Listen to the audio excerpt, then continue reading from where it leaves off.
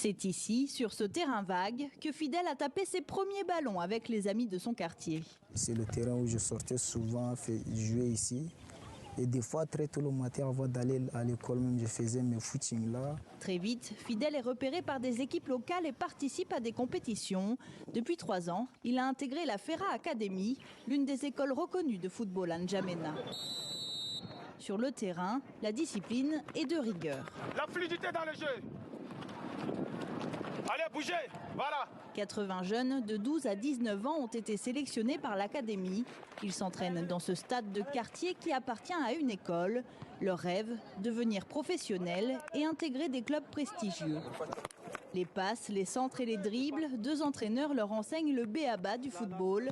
Les cours sont gratuits, mais les résultats en classe comptent autant que ceux sur le terrain. On regarde le bulletin à la fin du trimestre pour voir si l'élève il a gardé son rang, est-ce qu'il a progressé ou est-ce qu'il a régressé et pourquoi. Et on suit, on regarde les parents, à l'école, on met des soutiens. Et c'est ça notre philosophie. Ces jeunes sont censés assurer la relève du football tchadien qui en a bien besoin. Les Sao, l'équipe nationale, n'ont pas pu se qualifier pour la CAN.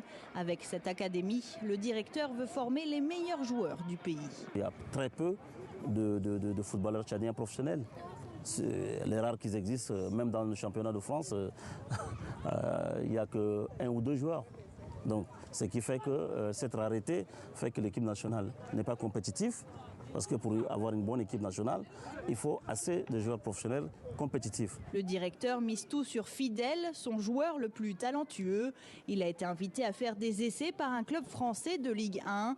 Une invitation en suspens, faute de visa, qui l'empêche pour l'instant de réaliser son rêve de devenir footballeur professionnel.